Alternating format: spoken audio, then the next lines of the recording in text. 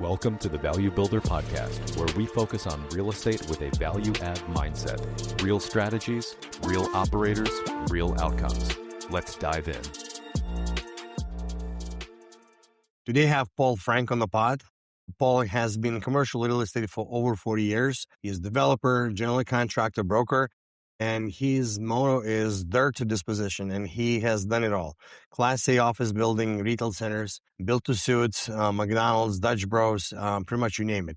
In this episode, we dig in deep why shifting away from development after 4 decades, and answer might surprise you. We'll talk about over $500,000 permitting fees just for 10,000 square feet building, or let's say a coffee shop remodeling that's taking 3 years and still no permits, and why light industrial demand is through the roof right now, but nobody can build, and what asset class Paul is most bullish on right now. And if you want to understand what's really happening on the ground of development and brokerage, this is the episode. So please welcome Paul Frank. First, can you tell us right now, predominantly in your career, whether you're doing more brokerage or development? Recently, I've shifted more towards the brokerage side of it and growing my brokerage team globally. I still have quite a few development projects in the works, but at this point in my career, the difficulties in the entitlement process is kind of worn on me. I'm coaching a number of people and selling off some of my projects to them to prosecute.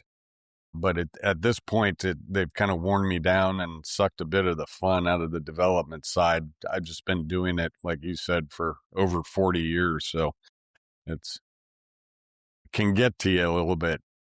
That makes sense. So 40 years, that's definitely many, many miles. And I don't think many of our listeners have that many years under their belts. You mentioned that entitlement became much more difficult. From my experience, the entitlements I've done in the city of Chicago, they're taking longer than expected, but it's still manageable.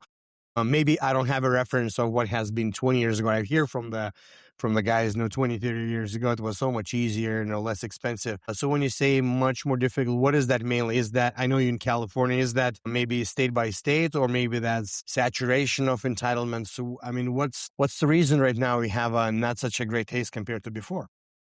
Yeah, it's not just California, but California is certainly the epicenter of difficulties in that arena. But I'm licensed in a dozen or so states on the brokerage side, and I've done development all over the country and some international work as well.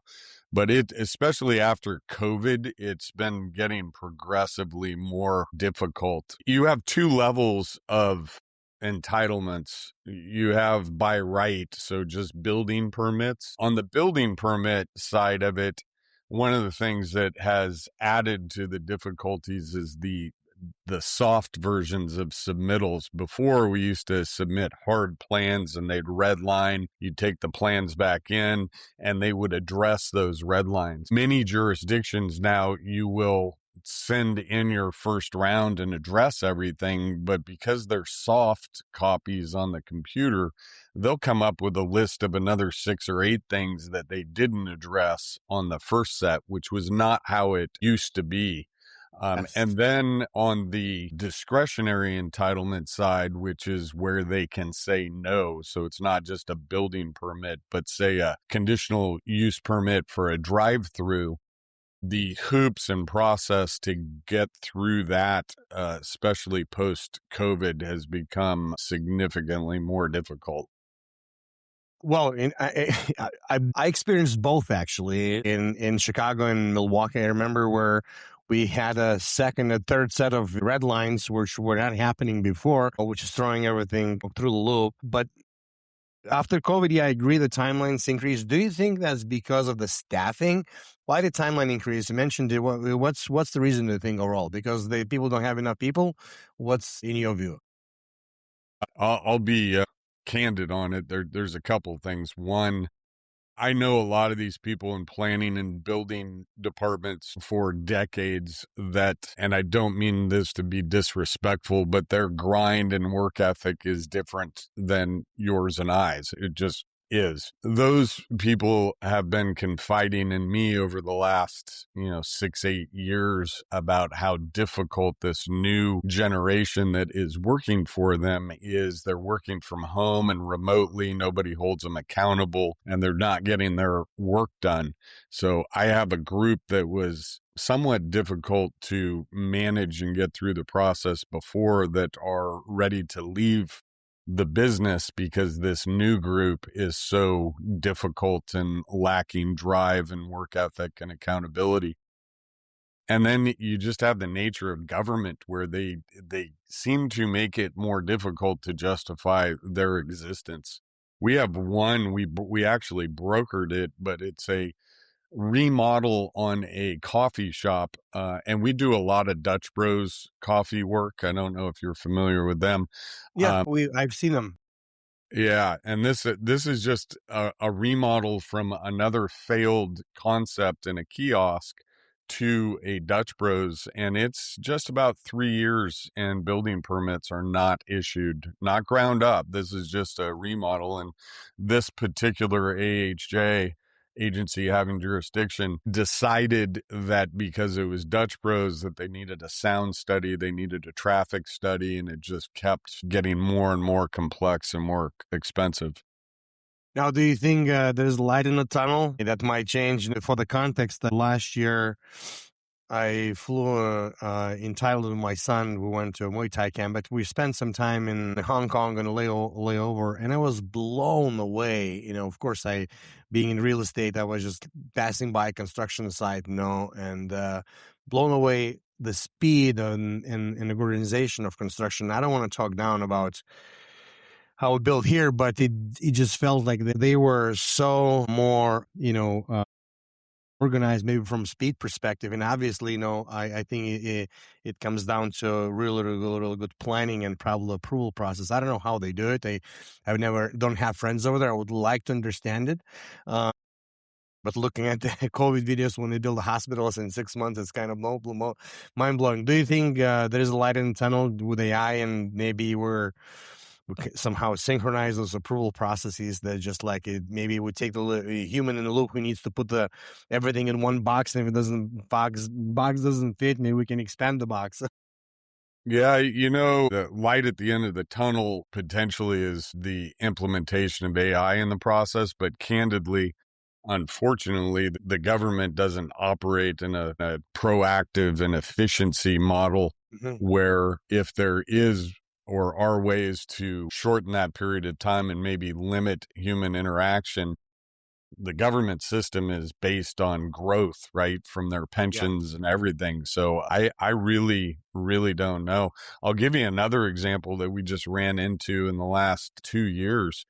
Walk-in cooler for a project, which is a snap together walk-in cooler like you'd see at 7-Eleven or a freezer. The AHJ came back, or the building department came back and requested structural calculations on the walk-in freezer, to which we went to the manufacturer who does these all over the country, and they said, "What are you talking about?" They had never before run into anybody asking for structural calcs on a walk-in freezer, which I believe cost me about $3,000 to get calcs done on this literal snap together freezer box, which then delayed the project or the installation of it by, I don't know, it was at least 6-8 weeks because of that one component. Yeah. That's what's happened nowadays. So stay tuned. It's been, the good news, I suppose, is that if you don't have my perspective over decades and you're new to it, it's just the rules of engagement and you accept it. It used to be geographically so much different. Like even back to the early 2000s, I did a medical project in Oklahoma. And I walked in there and got building permit, lot split, a rezone, and the mayor and the city council took me out to dinner. It was just a fabulous experience, and it took days to get through it. And if I had done the same project, I remember calculating in California, That process, I believe, was $547, believe it or not. Whereas if I had done it in California, it would have taken me at least a couple of years and well over $2 million in entitlement costs. Yeah, those. I can't imagine how it was easier. Um, I've never experienced that, but I've heard from other folks that they definitely in the past was like that. On that note, the way I have a little hack, for let's say in the city of Chicago, we built 3 flats. It's an infill lots. We just built 2 or 3 a year. And the way we expedite this process right now in the last 3 years, so we just simply build the same project and we buy only the same size lot. Mm-hmm.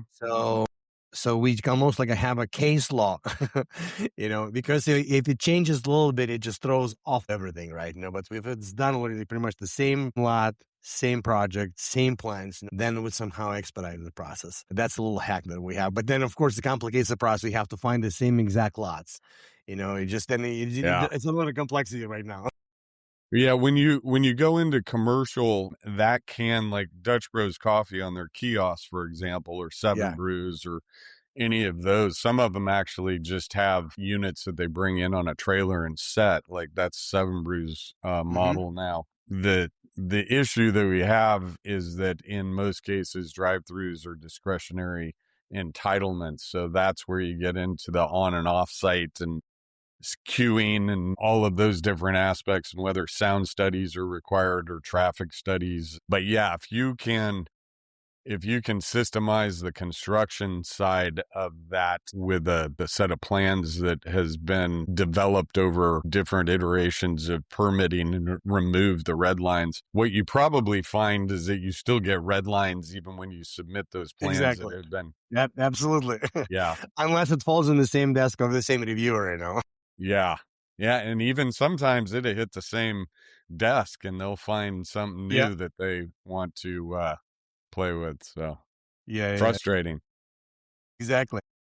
Now, so I want to touch on the topic of your career early on, being a developer and right now focusing on a brokerage. What I see with the folks, who has like long career, 34 years, I think they typically I see start leasing properties, buying homes, then becoming an owner of apartments, and they gradually, graduating in a development, at the tail end of their career. You start developing very early, and right now you expanding in brokerage and coaching agents. I understand that there's difficulties in development. Maybe you can speak to that. Why do you think you went not like the other, but a little different direction that's most of the folks, I think, in real estate? You mean out of the development and into the brokerage?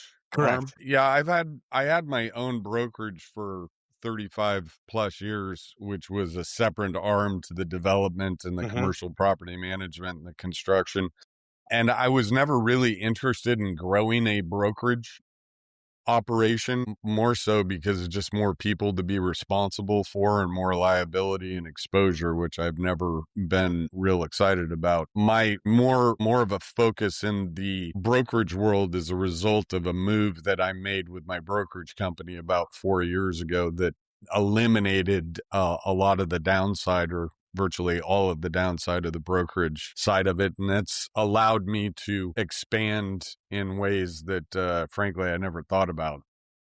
That's been pretty exciting. Brought the fun back into it for me, at least at this phase in my career. That's exciting. Every week I read hundreds of commercial real estate articles from across the U.S. and around the world. I connect the signals, break down the Fed moves, and share real case studies, not theory, from my 2 decades of real estate experience and actively doing deals right now. My team and I spend 15 plus hours on a weekly basis and deliver this to you for free. You can read it in 5 minutes. So every Sunday at 9:07 a.m., you'll get major commercial real estate news that matters, one Fed insights that matters, one deep dive case study from me or one of our operators who already made the mistakes, so you don't have to. thousands of commercial real estate operators and investors read this newsletter, especially in the value add space. And don't take my word for it. Check out hundreds of reader testimonials online. Plus, when you subscribe, you get instant access to a Perform underwriting tool, the same one we use every single day to underwrite value add deals. Now, this is not for you if you're looking to get rich quick schemes, or if you're looking for theory and hallucinations, not real numbers, or you're not serious about commercial real estate. But if you want real tactics, real deals, real results, no bait and switch, go to joinvaluebuilder.com and subscribe for free. And see you there, guys.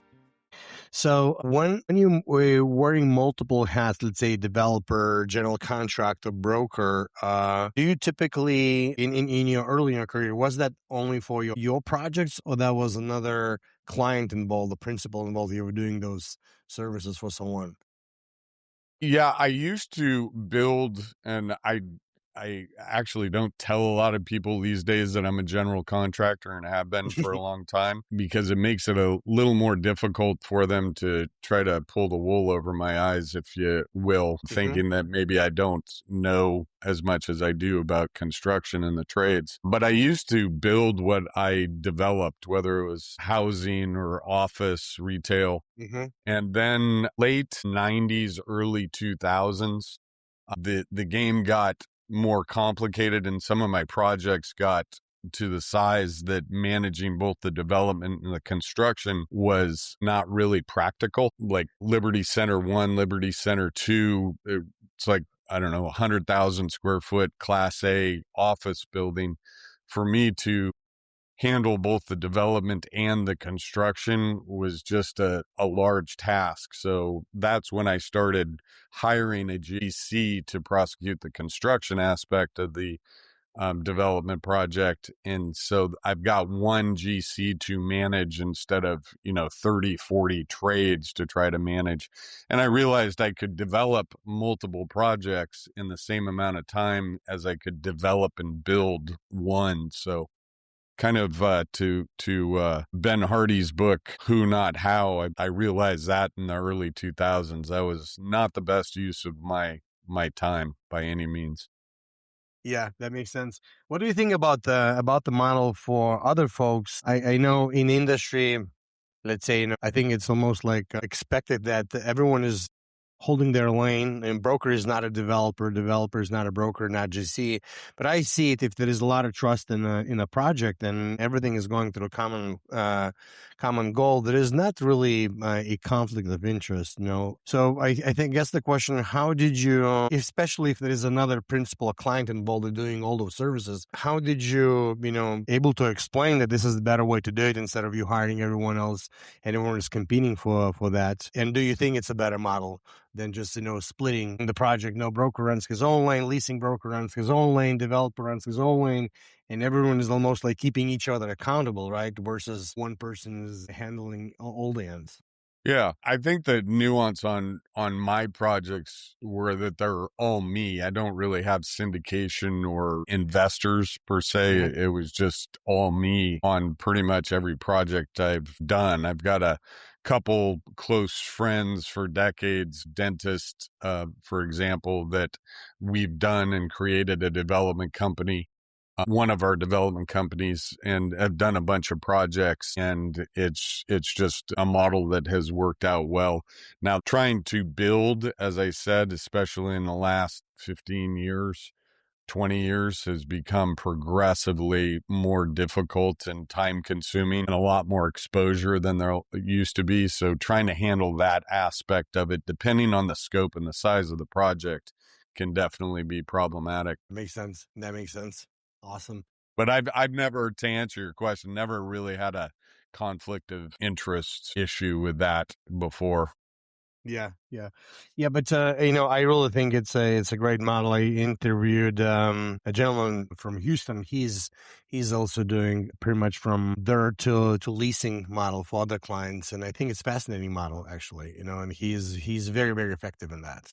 Yeah, one of our trademarks actually that we registered is dirt to disposition for all that we do. So yeah, I think the biggest, especially on the development, or excuse me, on the brokerage side, that wins us a lot of credibility and a lot of clients is the breadth of our experience, again, from dirt to disposition, from, the entitlement, the underwriting, the financing, every aspect of it.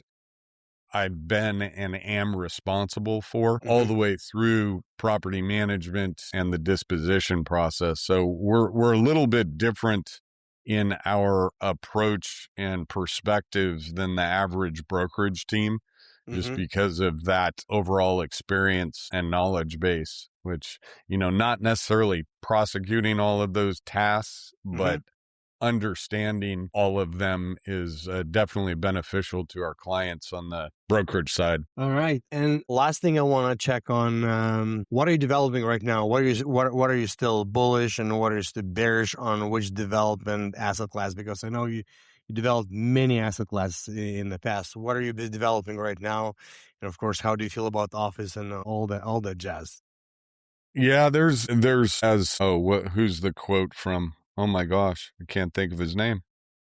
I have his book here somewhere, but there's always a way, there's always more than one way, and there's always a better way. Regardless of the situation, regardless of the market, there's just always a way, there's always more than one way, and there's always a better way. And from a overall market perspective, there's always lots of opportunities out there. I look at some of these office prices and knowing what the cost of development is just fascinating. For instance, and I quiz people on this. We did a project, a hotel, anchored retail, Starbucks, all of that kind of stuff. And I held back one parcel for my own office. I was going to put a dentist and then our office in it. It's kind of out by where I live, 10,000 foot building. And I'd ask you, what do you think the entitlements, just building permits for 10,000 square foot retail building shell would be? Just entitlement permits. That's excluding engineering work, just the permits, right? Just stamps on paper, the extortion fees, as I like to call them. I mean, if there is no water tap, I don't know, tops 50,000. Yeah, $587,000, which, over $50 a foot in permitting before fees. Land and going vertical and doing TIs. And you look at some of these office purchases that are being made for $100 a foot or sub $100 a foot. The new development of office is frankly cost prohibitive. Very, very difficult to make that work. What we're also seeing, and you have two things. You have demand, and then you have the ability to fill that demand from a financial perspective. Like in many markets, there is huge demand for light industrial, like what you were referring to. They're building tens of thousands of homes, but they're not building the flex and industrial space to house the plumber, electrician, the trades. And frankly, you can't right now because of the entitlement and the construction costs, because there's no way that those trades can support the rental costs required to develop that product, which is really frustrating because there's an absolute demand, but you can't fill it because the numbers don't work. Which, again, transferring that perspective, I look at some of these properties that are trading that might seem at escalated prices and compressed cap rates, but the reality is that demand is going to continue to grow as they continue to build these houses.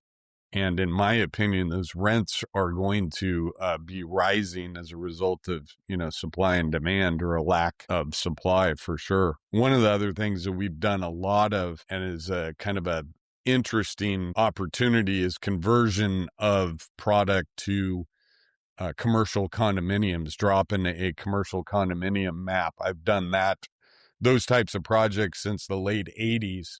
And coming in ground up commercial condos as well as conversions, I liken it to pizza by the slice. You buy a whole pizza, it's one price, but if you sell it off by the piece, it's considerably more money. And that's what we've done, is gone in and taken, say, a 20,000 foot retail that might have 50% occupancy, And we've systemized that mapping process and legalities of the condo map very well. And we'll sell off pieces of it and we'll lease pieces of it. And that's been a fun process because it also gets you out of the ground up construction and entitlement game as well.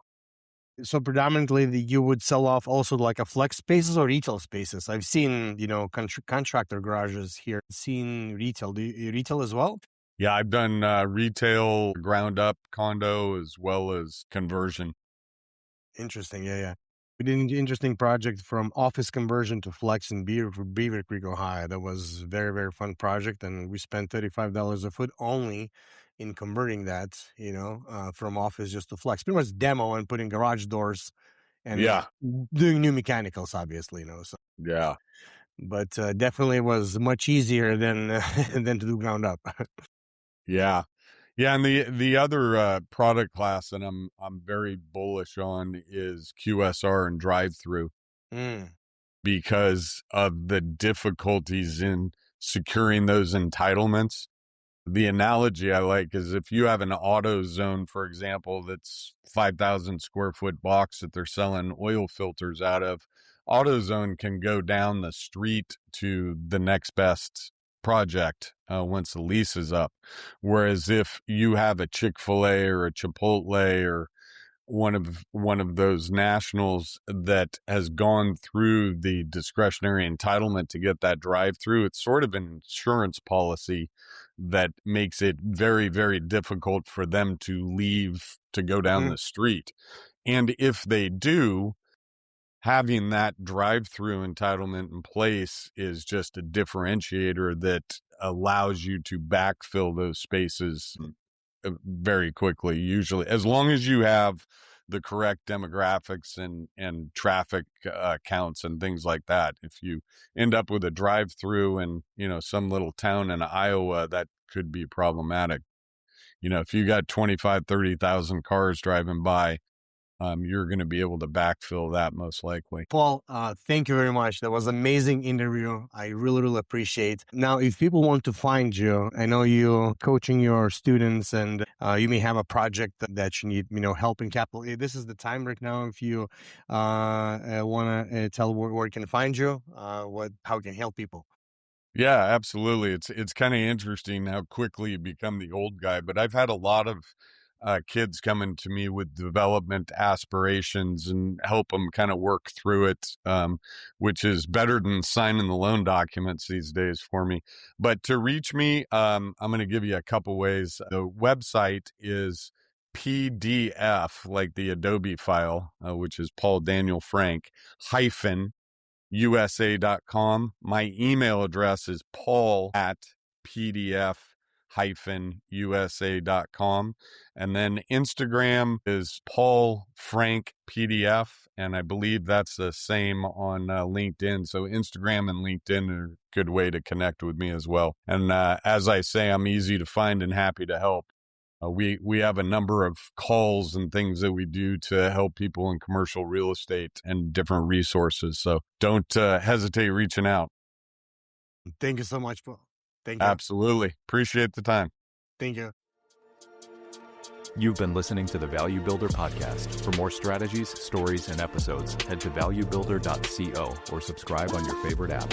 Always make it better than you found it and keep adding value. See you in the next one.